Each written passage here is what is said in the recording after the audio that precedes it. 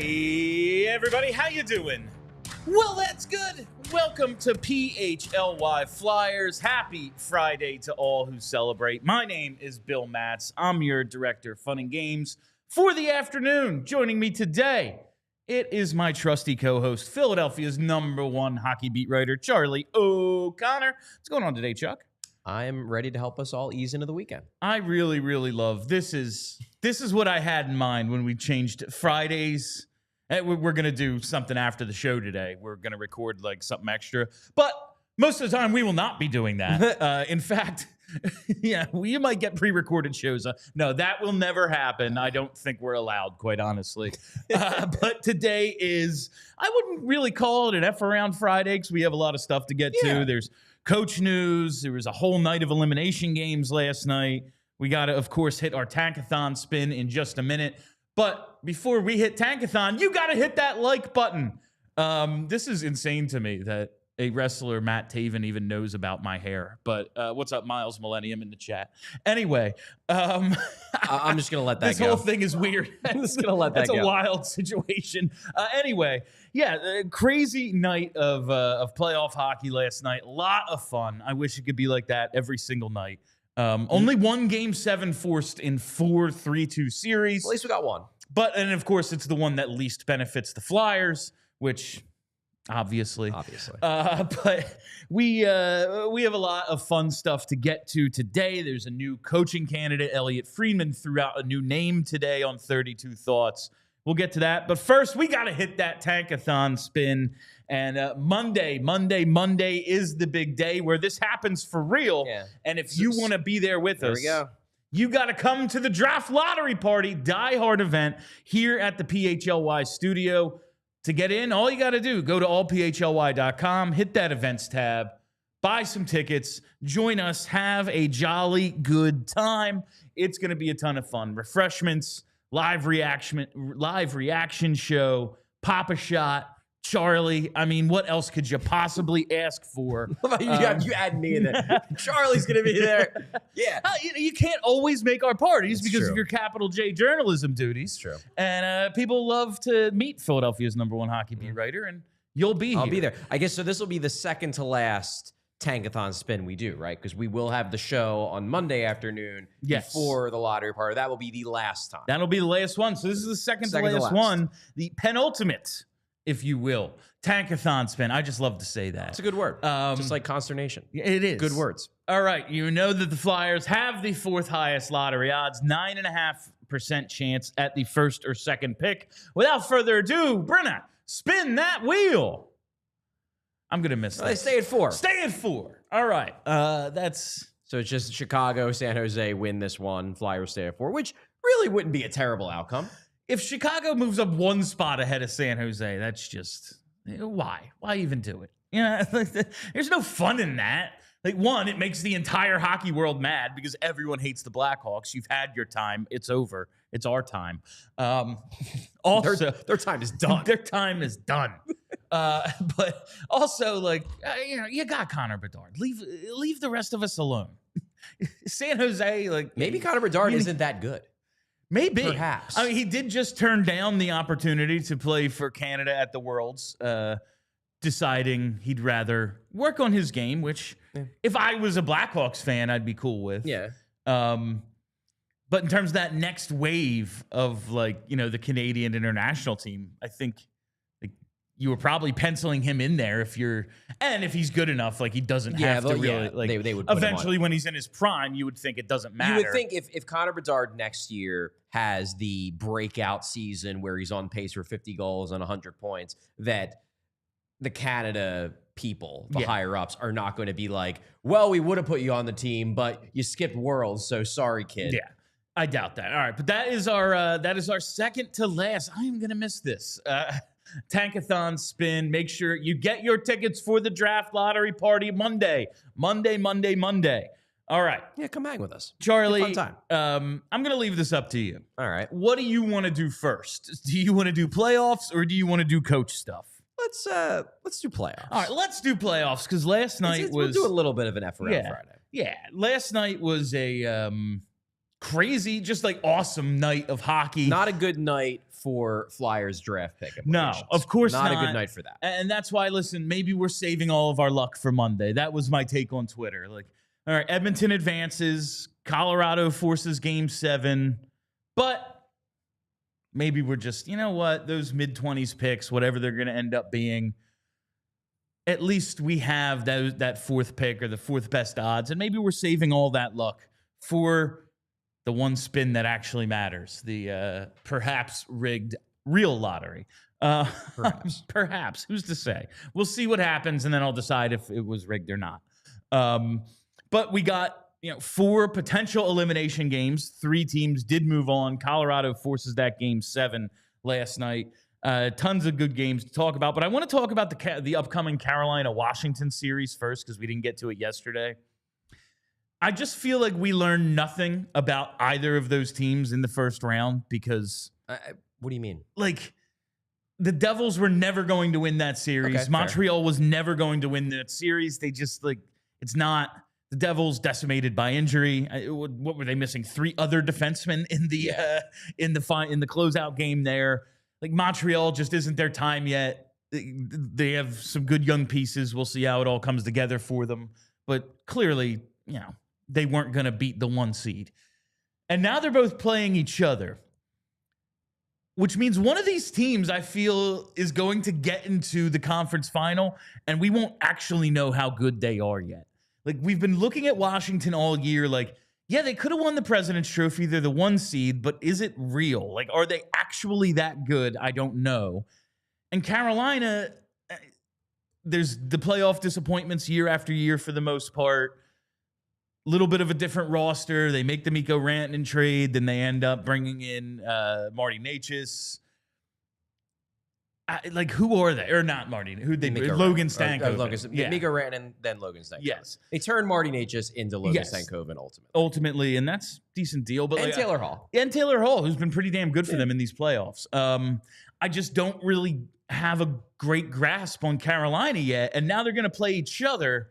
Like, I don't know what either of these teams is, and I don't think we're going to find out till the conference final. Okay. I mean, that's your perspective.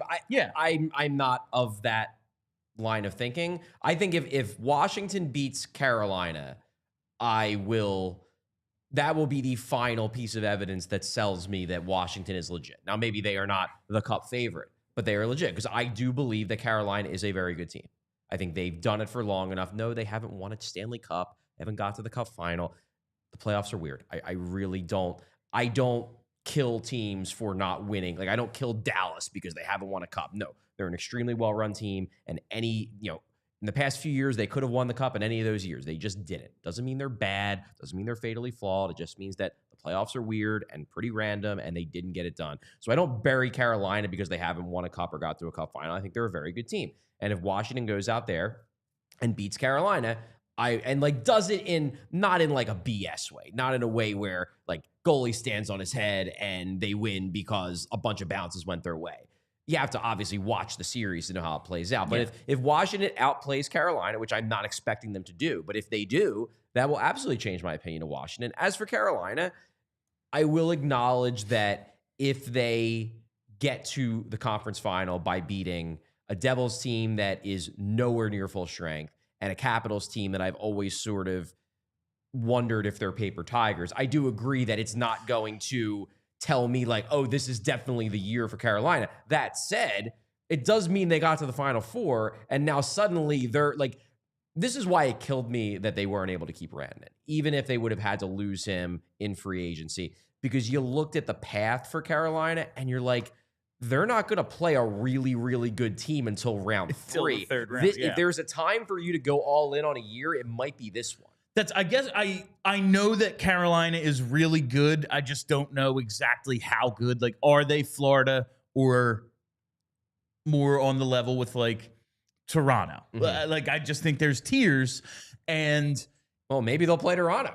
Maybe they will. We'll talk about that. But like, if they beat Washington in 5, it's like, all right, Washington's kind of what I thought they were. Exactly. Exactly. And then I don't know anything. But if Washington is able to beat Carolina, I guess I'll have to go, oh yeah, because I do believe they're at least, if not an A level team, an A minus B plus level team, Carolina. Yeah. So that would be, I guess, enough evidence to go, I guess this, I don't know how, but I guess it really is a thing that they are, if not the favorite, like a Final Four team, like they did it and actually beat a pretty good team. I'm interested in the series, but I just don't know what I'm actually going to take away from it until I see who wins it. Like that's really what it comes down to, I guess. Fair. Whereas like in the other East series, I know what Florida is, and it's all right, Leafs. Do you got Let's see what you have. Yeah, do you got it? Let's see what you can. You even make this a freaking thing? Like, I know at this point in Toronto, like it's been, since 1967, there ain't no such thing as moral victories there anymore. But like, can you even push this to 6 or 7? That's what I want to see out of the Leafs. I'm saying, like, I've said on the show, I think Florida is the best roster in the league. You seem to think they are like this unstoppable juggernaut. I don't think they are like. You get them up against another, what I believe to be elite team. Yeah, anyone could. I mean, they went 7 and they almost blew a 3-1 or 3-0 lead last year against Edmonton. You get them against Dallas or Carolina or Colorado, that's a hell of a series, and they could easily lose that. They could lose it in 5 or 6, depending on some overtime games, coin flips, whatever. But I just see them in a playoff series as a team that will break the Leafs. Okay. They will just, like the Leafs, and they can say they were calm and everything all they want. The noise was starting to get to them, and they blow that 2-goal lead. Now they come back, they win the thing, good for them.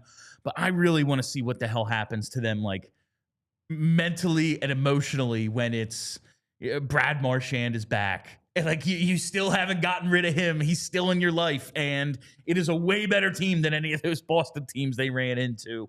Battle-tested, tough. Yeah. They're going to take cheap shots. They are going to try to hurt you. Like, it's going to happen. They are going to walk that line and cross it repeatedly.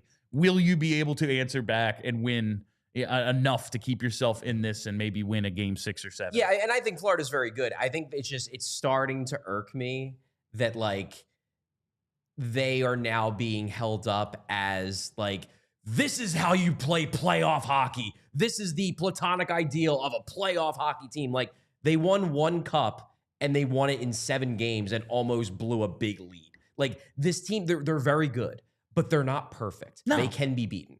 They absolutely can. I just wonder if anyone in the East has the firepower to do it. Fair. Like, you get them into the cup final, and any of these teams we're going to talk about, like, 50-50, like minus 110 each way. I don't know, and especially considering the way they play, how much they've played, when do they run out of gas? Don't know the answer to that either. That's my big thing. Like, well, Aaron Ekblad will be plenty well rested at least. Like they'll have plenty of guys who've been like, we've gotten some breaks along the way because we just take 2-game suspensions here and there. Yeah. Cost of doing business, as they say. This is a real test for Toronto because obviously, number one, you've got the playoff baggage. You've got the fact that this is a team that consistently has choked and has that reputation. And they've changed pieces. They have a different coach, obviously. They have different role players, but it's the same core.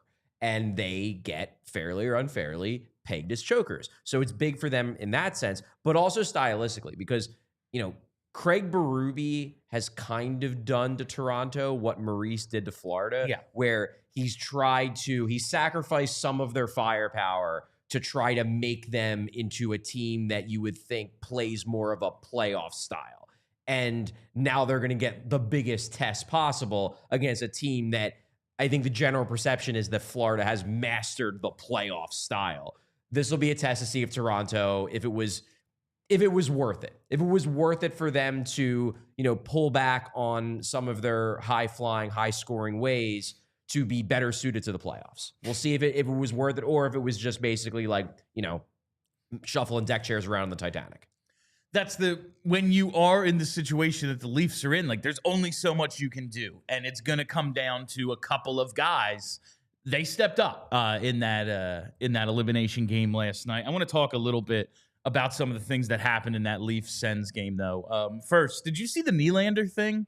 Oh, the fact that they put Alex Nylander. He wasn't in the lineup, and if no one notices, which apparently both the Leafs and the referees noticed like right away, so it was no harm, no foul. But because they have Nylander's brother in the lineup, like if no one notices and Williams out there, if he steps on the ice, it's like, you're out, dude. Yeah. Like you actually can't play. Yeah. Sorry. And then they have to play shorthanded without one of their two best players. Yeah. Like, that would have been really funny, but it doesn't happen. If that goes down here, like, and we think like Craig Berube, like that's their coach, that's the guy they brought in, he's gonna fix this whole thing. Like if we have that, if it had like, is that a fireable offense? Like I guess it's not game 7, so, but like in a closeout potential game, like is that, dude? You made the mistake, and I'm sure he's not the one sitting at the computer, like putting the dude's name in. But ultimately, he has to look at the lineup card before it gets turned in, right? Yeah. And they just kind of let it go. Like, I don't know. I don't know how a coach here would ever recover from that. Is it a fireable offense in and of itself? Probably not. Is it a fireable offense? Like, let's say that Nylander couldn't play in game 6. They lose game 6, and then they lose game 7 too. Yeah. Then maybe it's like, yeah, we would have won game 6 if he would have played, and instead we lost game 6 because of your mistake. And then, of course, they also like get reverse sweeped in that situation. Yeah. So, like, yes, there's already justification to do it. It's compounding mistakes here. I'll tell you what I'm not, and it serves me right for rooting for the Senators for one night. This is what I get. There you go. Just hoping for a game 7 because it's the funniest possible outcome. That must have been painful for you. It was rough, but I've never been like, I love Claude Giroux, but it's not like he's my favorite all-time Flyer or anything. I was really proud out there to see him last night, though. They're down a goal. They have the net empty. 37-year-old G is the one running point in this situation. Like, he still does have it. I think he had 5 points in 6 games in the series. It just made me mad all over again. Not even about, like, the team's lack of success, but what caused it. And, like, the inability to ever put a team around him, even a line around him. It's just very, very frustrating watching this, like, you're 37 still doing this. We couldn't have done this when you were 27. How did it take this long and the dude still like hasn't been to a conference final since 2010? It's just not fair. It's just not fair. It made me mad. The reason why I like Claude Giroux, so I'd like to see him do well. Yeah. It's a bummer. I mean, nobody thought Ottawa was going to win this series unless Toronto completely choked it away. That was the only way. We know, though, Toronto is a better team than Ottawa. Ottawa is not battle-tested. They have a lot of their young guys getting used to the playoffs. So I'd like to see Claude Giroux succeed, but I also like the fact that he's still very good because I spent a decade getting into debates with people that claim that he actually wasn't very good and that he was overrated and that he's not actually a star player. And the only players that stay this good into their late 30s are the guys who, in their prime, which Giroux is not in his prime anymore, were actually stars. Yeah. Because the whole point of it is, the age decline comes for everyone, and Giroux has declined, but he's still very good because when he was at his best, he was amazing. And this just serves as more evidence that I was right, and that when Giroux was in his prime, he was actually as good as I said he was. So for me personally, it feels like validation. I also appreciated your tweet at the end of the game. Nylander ices the game with an empty netter, but in order for that to happen, Scott Laughton with the big block, puck comes out, Nylander skates it down, scores the empty netter. Scott Laughton was never a regular season acquisition. No, he wasn't. Like, because what's a regular season? Oh, like a top 6 player who gets you there. Yeah. The cliche, there are guys who get you there, and then there are guys who get you through. He was one of the additions they made because he plays playoff hockey. Right. You did see it last night. Like, it did happen. Scott Laughton made one of those plays that maybe doesn't show up. Oh, yeah, he didn't have a goal and an assist. But that put the game away. Like, that block essentially leads to the game-ending goal. Yeah. And that's why they got him. No, I remember when I was in Toronto, it was actually the day of the game that ultimately gets John Tortorella fired. I went on Justin Bourne's show. His radio video show, whatever it is. It's on one of the radio stations in Toronto. And they asked me about Laughton because obviously we'd interviewed Laughton that morning. And I basically said, look, I get that he's struggling out of the gate and ideally he wouldn't be. and I know it makes the trade look bad, but let's be honest here. No, like as much as like obviously Toronto people are going to complain because they're basically Eagles fans. They complain about everything. They're obsessed with the sport, and you're going to find things to complain about because that's just the way you are when you are a 24/7. All I think about is this team sports fan. But in the end, it's not like the regular season really matters to Toronto fans anymore. They've been there. They've done that. This team has been great in the regular season for like close to a decade now. That doesn't matter. What matters is the playoffs. No Leafs fan would care if the Leafs one year break the record for most standings points in a season. It wouldn't matter if they don't win the cup. That would actually make them more mad. Exactly. It would make them even more mad because it's like, why don't you do this every year in the cup, in the playoffs? So I basically said to Justin Bourne that you're not going to know if this trade was worthwhile until the playoffs. And if Scott Laughton scores a big goal or makes a couple big plays in elimination games, then suddenly it's not going to seem like a bad trade at all. And I just felt pretty good that like he did make a really big play at a key moment in an elimination game in round one. We'll see if he makes more of them. Yeah, I want to get to a little bit more of last night's action and, everything it means for the Flyers and all that. But first, we got to hear from our sponsors. Kicking it off today with TrueMark Financial Credit Union, and they want to know, have you been working from home? I know a lot of us have been. Well, it's time to stop calling plays from the couch because with a TrueMark Financial HELOC Select, you can tap into your home's equity and finally upgrade that home office or build out a better space or just finish the projects you have been putting off around your house. With a HELOC Select, you get a great low rate, flexible access. You can pull funds all at once or only when you need them. Lower rates than most personal loans and no penalties if you pay it off early for those super financially responsible of you out there. For more information, visit TrueMark.com/PHLY to apply and turn your work from home game into a winning play. Terms and conditions apply. Visit TrueMark.com/HELOC. That's TrueMark.com/HELOC for details. Federally insured by the NCUA, Equal Opportunity Lender, NMLS number 404938. All right, and while we are here, hey, speaking of home projects, you got to go to Ace Hardware Home Services. That's right, because if you've got a leaky pipe at Ace Hardware Home Services, they're around the block with everything you need to do the fixing, including the person to do it for you. They can handle your air conditioning issues like they did for me a few months ago. They can get to that faucet you've been just putting off. Listen, yeah, it leaks, the pressure, it's not great, whatever it is.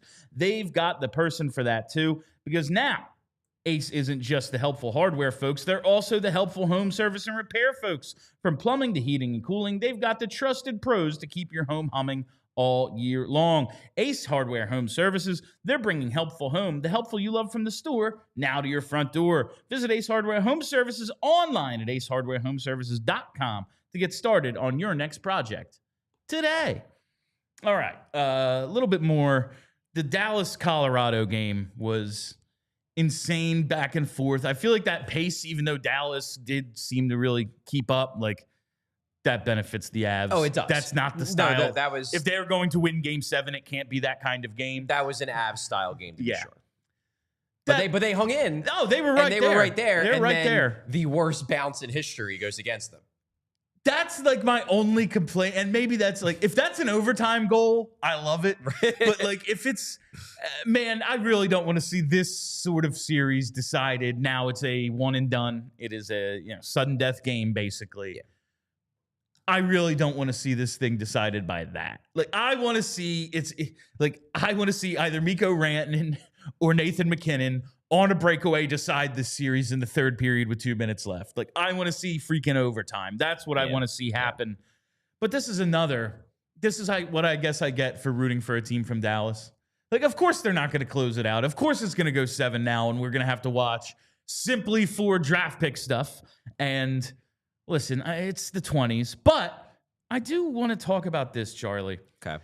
You know how we've made a joke about, like, oh, yeah, well, Flyers get the second pick, and it's always, like, when they're at the top of the draft, it never seems to go well. Mm-hmm. You know where they've really kicked ass? Like, over the last 30 years with picks between 20 and 24. which is about where they'd be picking if both Edmonton and Colorado had gone out in the first round. Edmonton advances. We'll see what happens with the Avs.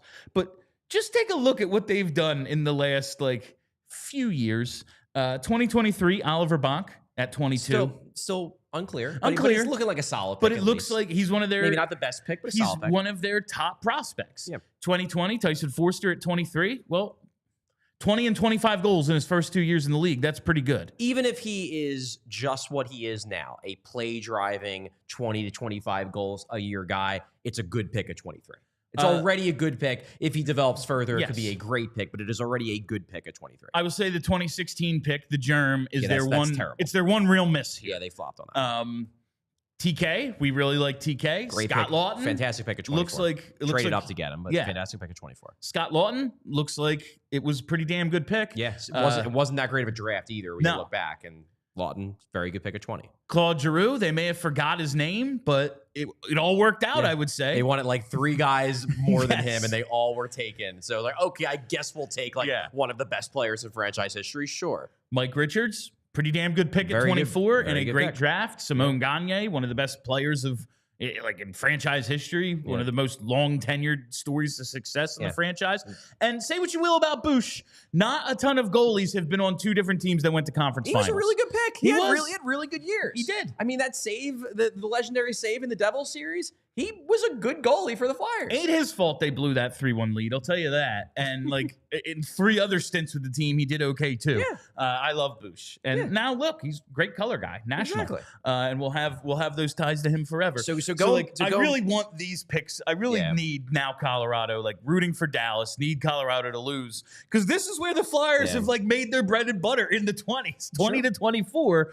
They also got Frost at 27 and Williams at 28. So there's always value to be had, but 20 to 24 is where they've made their best picks over the last 30 years. So here is a question I want to ask you about this series, because I was obviously watching this game last night.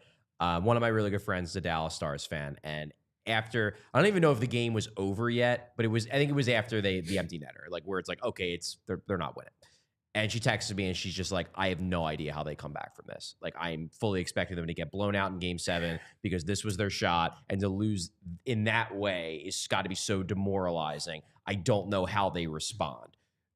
Do you think that that's something that's something legitimate to worry about if you're rooting for the Stars? That this was just a gut punch loss that is impossible to rebound from? I think the fact that they're coming home really helps. They will have that little bit extra behind them. But yeah, you have the leads, you have the huge game out of Mikko Rantanen. It does kind of feel like this was it. The way, once LA lets Edmonton back into that series, it's this is over, dude. It's 2-2 and no, it isn't, you know? And now it's, they essentially got swept in a 6-game series. I don't know if it's that for Dallas because they clearly match up well. It's not the David Goliath situation where there's they have stars and we don't. We're just gonna see if we can try to keep up the way the way LA had to. I think they can, but I do think that was a blow. My answer was I think they need a vibe shift, but I think there's a good chance they get that vibe shift because based on how hard Heiskanen was practicing in the lead up to Game 6. It struck me, and maybe I'm wrong, maybe he won't play, but it very much struck me as we're up 3-2, so why have you play Game 6? Let's try to win Game 6 without you, give you a few extra days. Hopefully we win it. You get a few extra days even after that before a second round, but if it goes to Game 7, you're playing. And if he plays, I have to think that goes a long way towards wiping away what happened in Game 6, because now you've got your best player back in the lineup.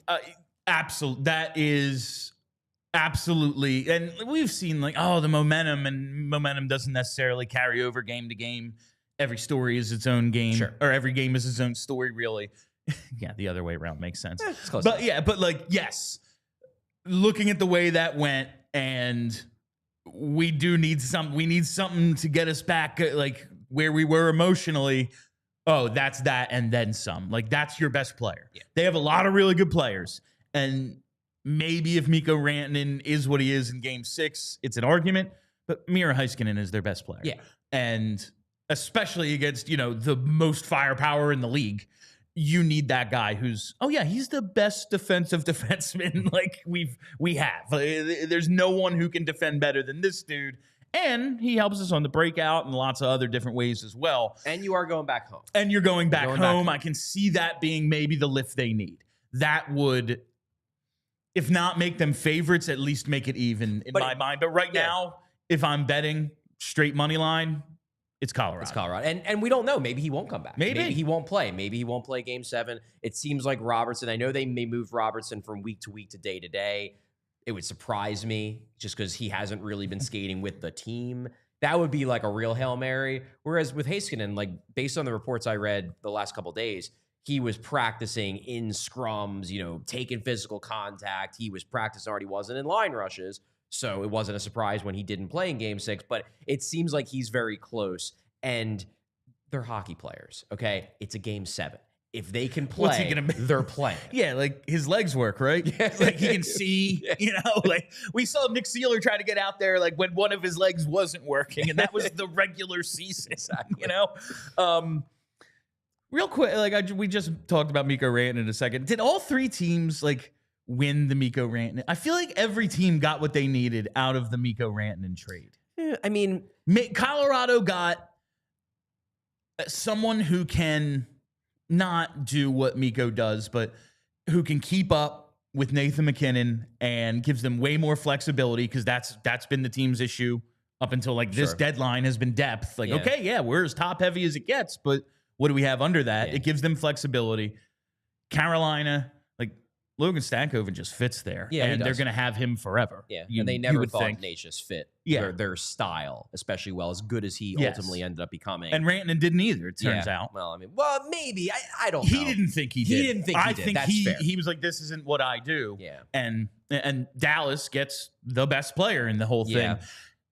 You get the best player, you win the trade. But I feel like all three teams here kind of got what they needed, and it's not like anyone got seriously hurt by the trade. I don't think anybody blatantly lost, because again, and we were talking about what Carolina got, they also got Taylor Hall, who they like a lot, who's been good. So Stankoven and Hall go to Carolina, and they get rid of a guy who it was abundantly clear in that contract negotiation that they did not see Marty Necas as part of their long-term future. That's not a terrible return for Necas on its own. That said, with Carolina,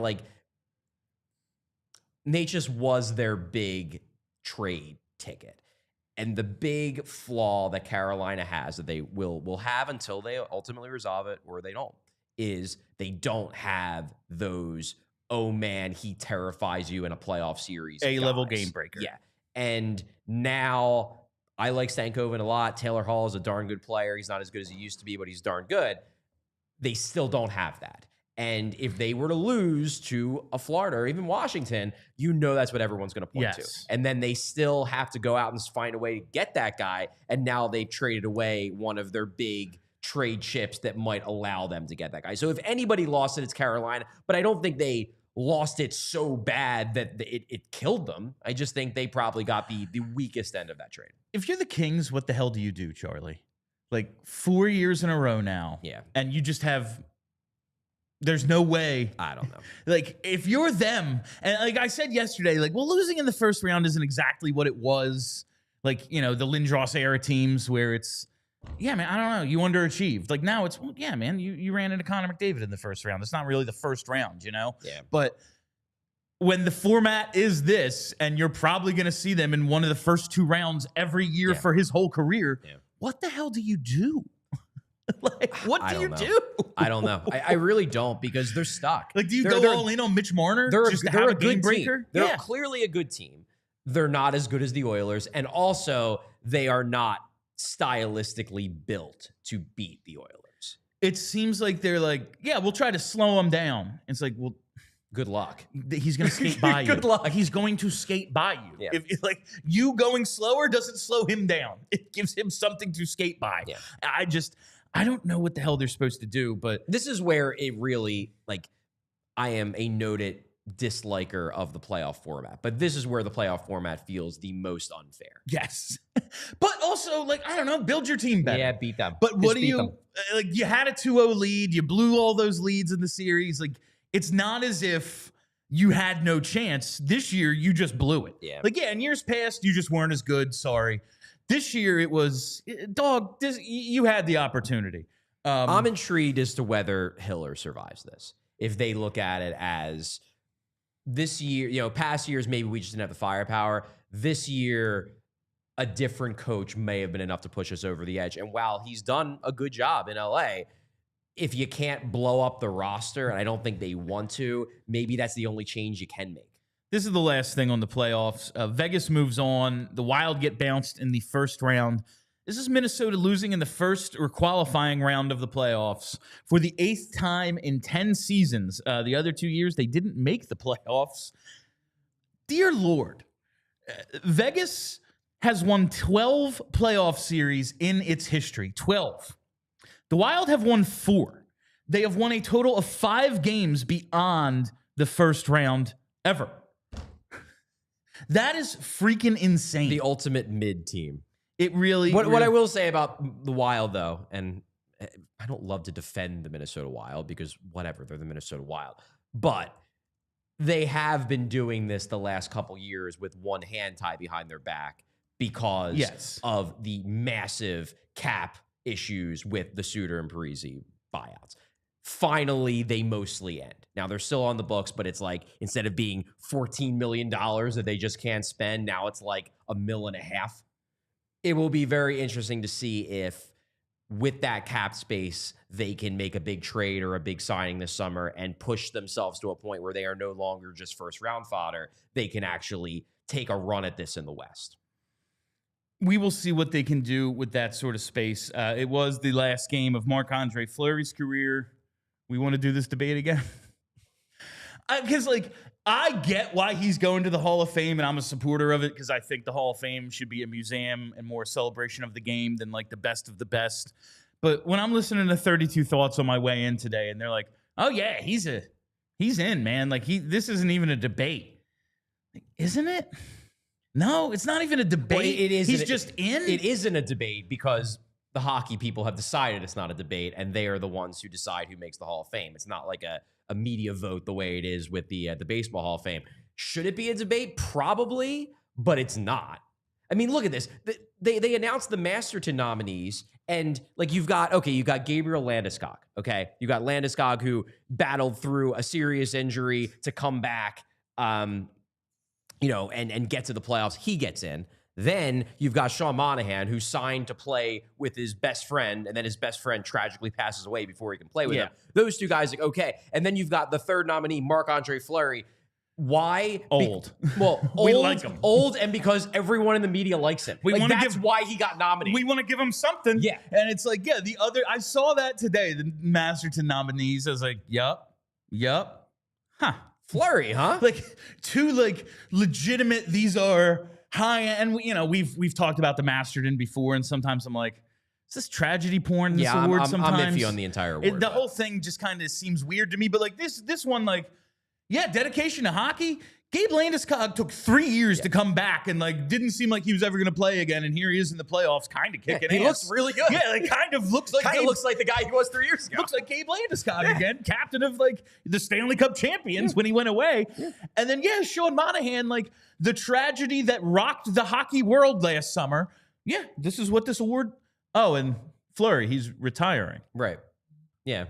Bid you adieu. Cool, dude. And but he can't possibly win. So what is even the point? Everyone in the game loves him. Yeah, and that is why he's going to make the Hall of Fame easily, because there's not a single person in hockey that doesn't think Marc Andre-Fleury is the best dude. I love going to just looking at a player's career, going to Hockey Reference, and just seeing the awards list. Lady Bing votes later in his career for Fleury, and it's he's a good guy. Can a goalie win for gentlemanly play? Especially the goalie who is known for making a glove save and then talking crap. Is he goalies don't get penalties to begin? I don't know. I like Fleury. Everyone does. Yeah. He's a great character for the game. I'm just I believe he's going to the Hall of Fame, and I get why. And then I just look at it and go, but really? We're oh, he's in. I think the thing with Fleury is that, the case against him, which I think is a better case than most people give it credit for, is that, like, how many years of his career was he one of the 3 best goalies in hockey? In my mind, very few. Like, the Vegas year, sure, that was great. And then maybe a couple years in the beginning of his Pittsburgh tenure. But he was rarely a guy who I looked at, I'm like, yeah, he's one of the best goalies in hockey. He's like top 10 for a lot, but not like, oh man, he's truly an elite player at his position. However, he does have the longevity. He's played a ton of games, got a ton of wins. He's near the top of a lot of the cumulative awards. But the best reason probably to put him in, and you've spoken to this, it just comes down to what your definition of the Hall of Fame is. If it's the Hall of Fame, if it's, can you tell the story of hockey without Marc Andre-Fleury, you really can't. He's one of the characters of the post-lockout generation. And, like, he was the goalie for the Pittsburgh teams. Yeah. And then you have the crazy Vegas story that he was a major part of that very first year. Like, yes, if you're talking about, like, can you tell the story of hockey without Marc Andre-Fleury between the years of, like, 2005 to 2025? No, you probably can't. And that's, like, I always think about Hall of Fame, not Hall of Best Statistics. Like, yeah, the guys who are the absolute best and had the best results, they belong in. So too do some, like, absolute personality guys sometimes, in my mind at least. All right, it is time to talk about the coaches and some things going on outside of the playoffs. But first, I got to tell you about Golden Nugget Jewelers.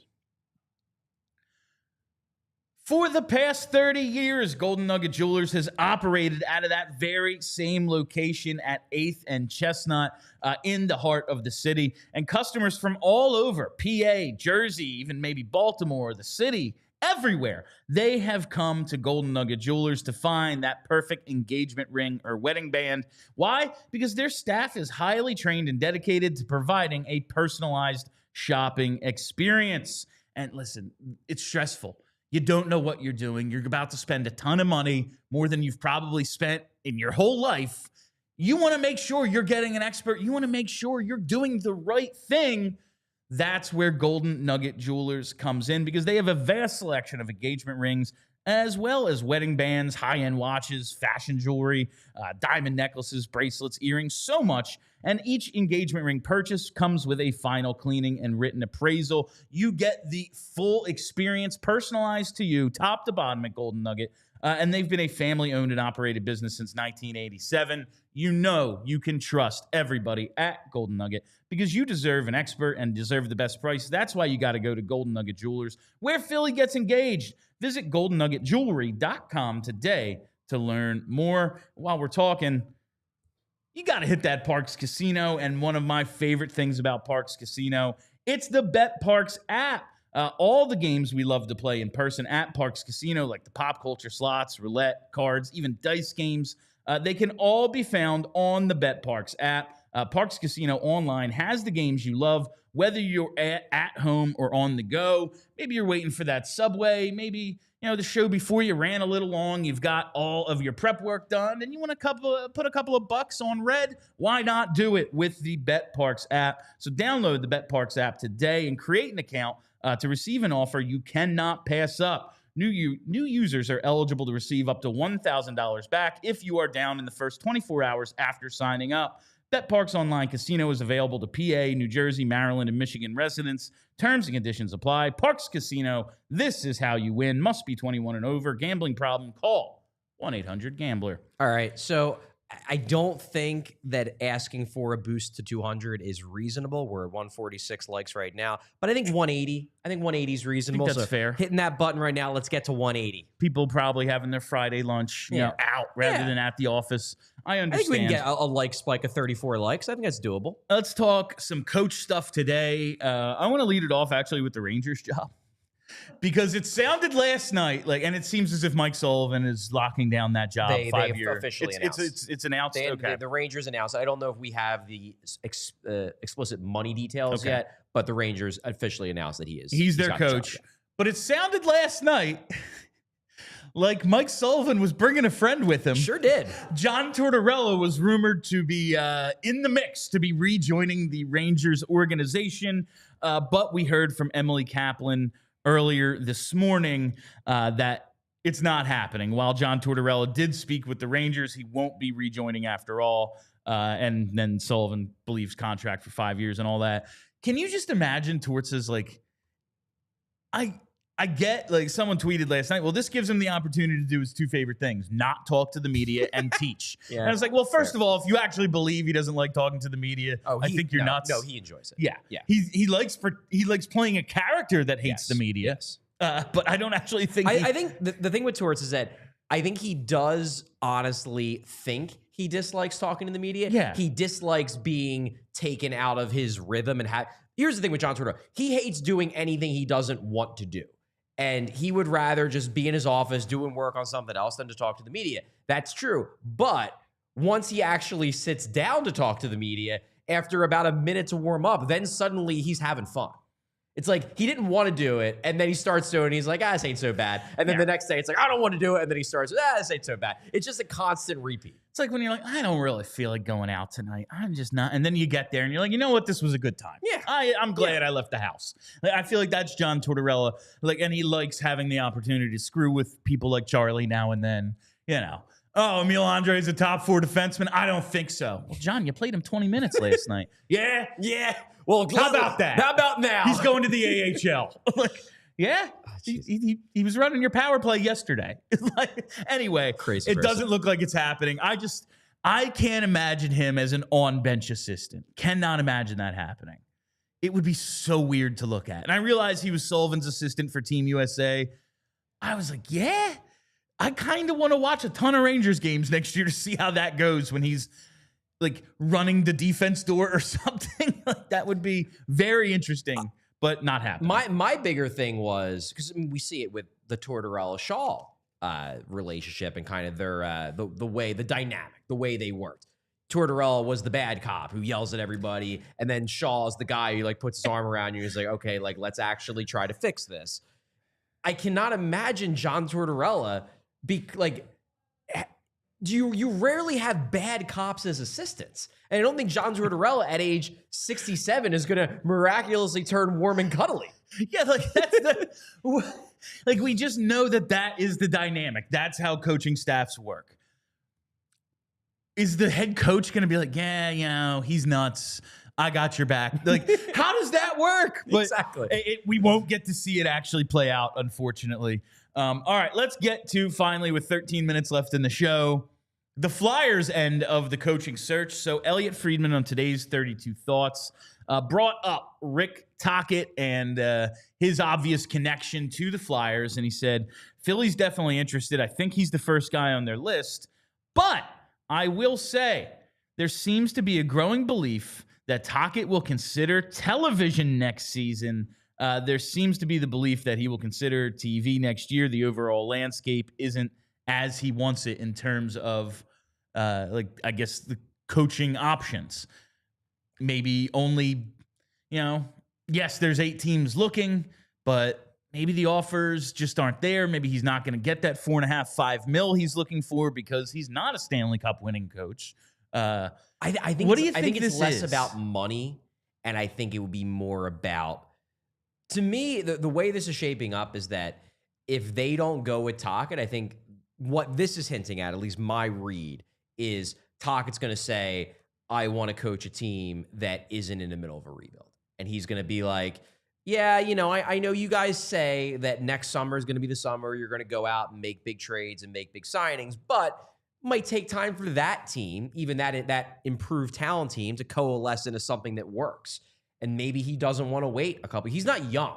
He's not a young coach. He's not old, like as old as Torts, but he's 60 years old. And this is not a young coach who has 5 years to wait for the team to come together. Now, whether he's even a good fit for a rebuilding situation, I don't know. If the Flyers, I don't know if this is a smokescreen or not, but like Friedman is as reliable as it gets. And if he's saying he's number 1 on the Flyers list, there's a good chance he's number 1 on the Flyers list. So the Flyers seem to think that he's a fine fit for a rebuilding team. Maybe Rick Tocchet doesn't believe he's a fine fit for a rebuilding team. Yeah. And that's like, you just look at what, especially the Flyers situation. Right. And got to 181. All right. 5 minutes, 33 seconds. Way to go. Way to go. Not bad. You look at the Flyers situation, and it's like, well, yeah, we think they're going to turn it around, they're looking to do that. But also, we're living in a world where we need, like, when I screw around and try to make up the potential lines for this team, there's an X at 1C and Jetlachenko at 2. You know, we're talking about a guy who isn't here yet and a guy who's in the AHL right now, turning into the 2 top centers on the team. That's hypothetical. Yeah. Who's the team's number 1 defenseman? That's hypothetical. Like, all of these things there aren't answers to. And you look at Pittsburgh, it's like, what the hell direction are you even going in? Yeah. What do you want me to do there? What is the expectation of this job? Is it gracefully coach Sidney Crosby into the twilight of his career? I've never won a cup. Like, I kind of want to chase one down too. You know, like, where exactly are we? Yeah. If those are his top 2 options, I can see him going, yeah, let me see how this plays out a year. Let's give this. I'll be on TV a year or 2, see where my top 2 options are, and rejoin the fray, maybe. Well, because you look at it, like, the Rangers are the one available job that has a clear path to you turning it around quick and being right back in cup contention. Like, we agree that probably the second best available job is Anaheim, and fair, but also, like, you're not going to snap your fingers and turn Anaheim into a cup contender. No. That's going to take some time. And, like, that's exciting because they have a lot of young talent, but they were bad this year. And the only reason why they finished better than the Flyers because they got really good goaltending. There is no guarantee that Dostal is that good, that he's not going to regress next year and they're going to be back in the bottom 5. No, it's just as likely as the other thing happening, quite honestly. Yeah. And you look at the division they're in, like, well, Vegas, Connor McDavid. All right. Well, there's 2 playoff spots right there. Yeah, how good do you think you are? Yeah. Like, how, you know, there's only so many playoff spots left after that. All right. The other thing that came out of 32 Thoughts that I think is of the most interest to everybody, a new candidate. Elliotte Friedman says, I think there's another coach who could be on Philly's radar. Somebody mentioned him to me the other day. He's got a history with Danny Briere. They were teammates in the NHL, and that is Jay McKee, the former Buffalo Sabre, who has spent the last 7 years coaching in the OHL. He is currently the Brantford Bulldogs. What the hell are they? Brantford. Yeah. He's coached the Kitchener Rangers before. He played 802 NHL games over 14 seasons. He's never been a coach above the major junior level, but he was teammates of Briere's in Buffalo for 3 years. He actually played for Brad Shaw for a while in St. Louis when he was on, I guess, Ken Hitchcock's staff there. Played for Torts in the AHL, brief stints, but he was there in, like, I think the late 90s. And he played a lot under Lindy Ruff, so he's got long tenured coach connections that, like, okay, those are some good coaches. Also, like, he's got a relationship with Brad Shaw, you would think. He played for him for a few years and was teammates of Briere. What do you think about this getting thrown out there that Jay McKee has entered the mix, someone who was not on any of my lists? Well, sure. You know what? Like, interview him. Why not? See what he's got.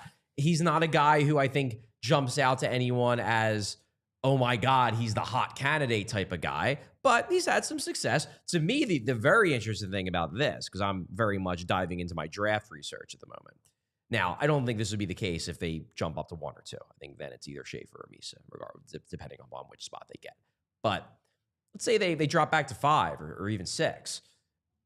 Brantford's best draft-eligible player is Jake O'Brien, a highly skilled center who is expected to go in that range. We know that the Flyers like to, the new regime tends to like to take guys who play for programs that they are familiar with and have strong relationships with. We saw it with London, with Barkey and Bonk.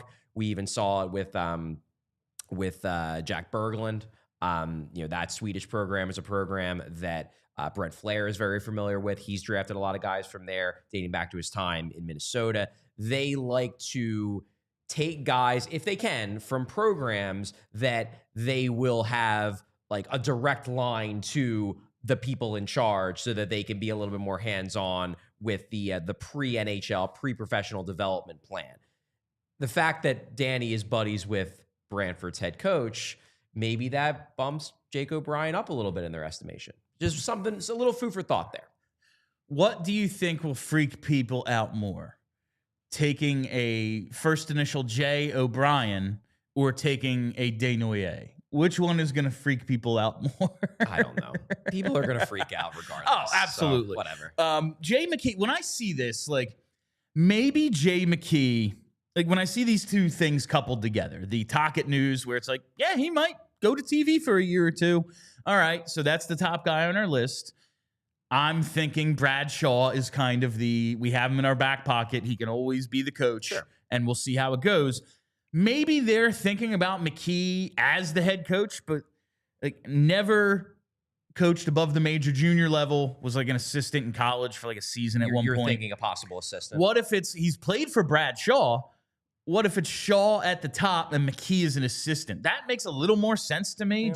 But who the hell knows? Maybe they just think he's good mind and we want to see what he thinks. Or maybe it doesn't have to be Shaw at the top and McKee as an assistant. It could be someone else at the top and then both McKee and Shaw as assistants. That could very well be as well. I was just looking at it like, I don't know.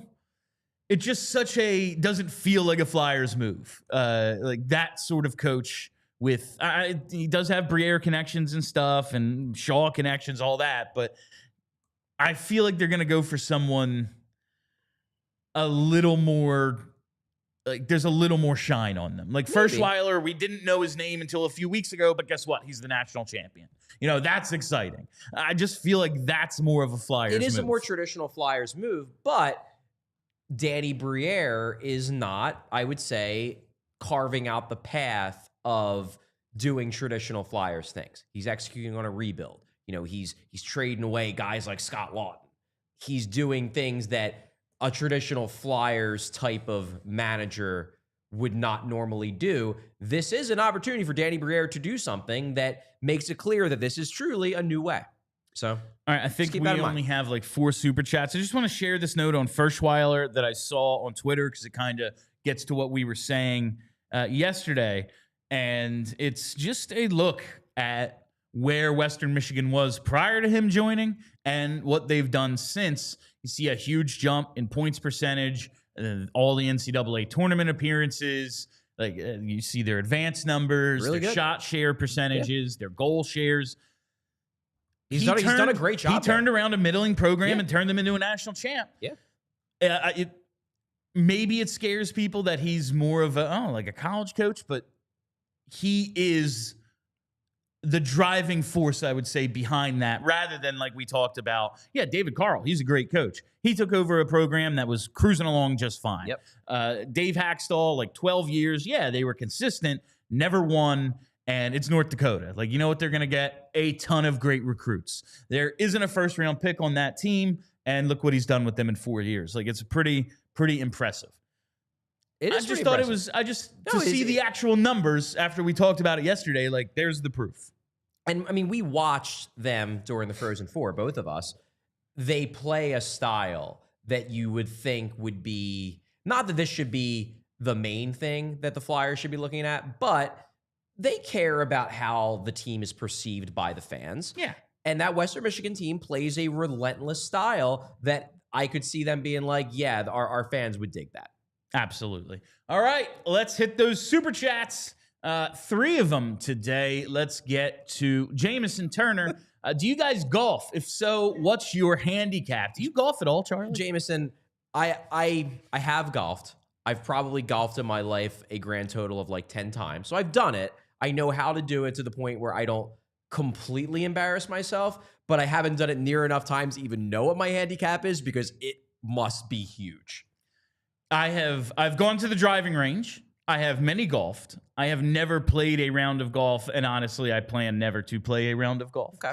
I will say, I'm going to the golf thing we're doing. Okay, so you're going to do that. I'm not going to play. I did it last year. I'm not going to play. Okay. Vince asked me today, and I gave my standard answer about golf, and it's no thanks. But if you want to participate, I'll be there schmoozing. So, Bill, you're just gonna like sit on a golf cart and drink beers all day? Yeah, I'll go to the clubhouse or whatever. Have some. I don't know what the setup is. I've never been to a golf course before, so we'll see. Never been to a golf course? No, I've been to like restaurants. Like, yeah, there's Bogies around the corner from my house. I think it's the Pittman Golf Club. They have a nice restaurant that I frequent.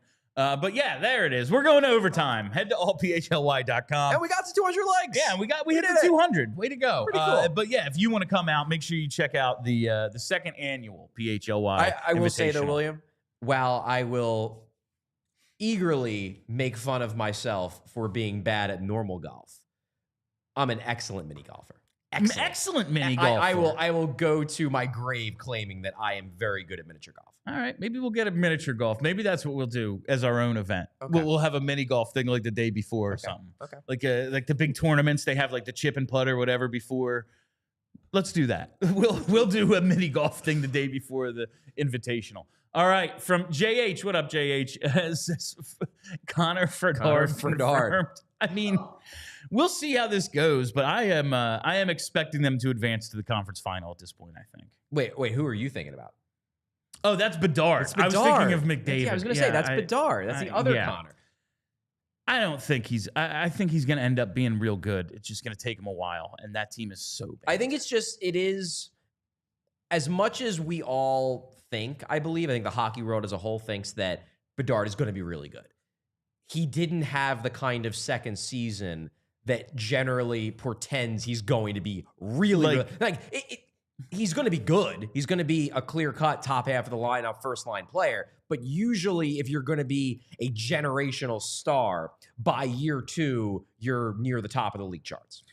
It did take McKinnon a while. There is, and McKinnon is an exception. He's an outlier. Yes. He absolutely is. But there are circumstances. But typically, I think Crosby had 120 points by his second year. I think year 2 he wins the MVP. Crosby. Yeah, it's if you're going to be that good, you're good quick. And he's not at that level yet, and he's entering year 3.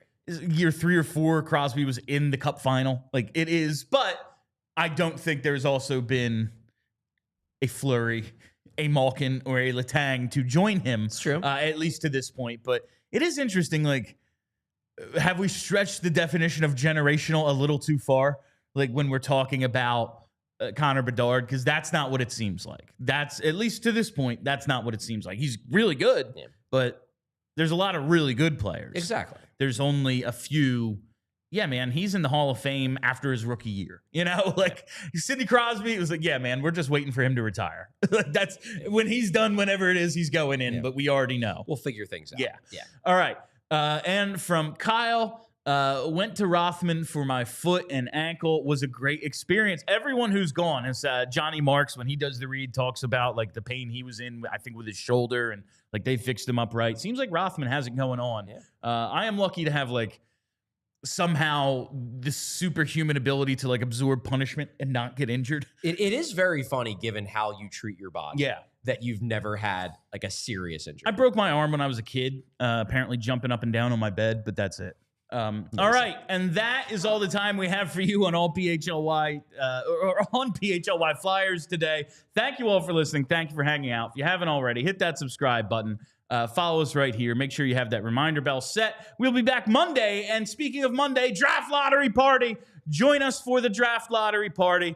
Go to allphly.com/events. Get your tickets and come have fun with us. All right, follow us on Twitter at PHLY_Flyers. And follow the podcast wherever you get those. Just search PHLY Flyers. My name is Bill Matz. That's Charlie O'Connor. Until Monday, let's go Phantoms. We all silly like the mayor.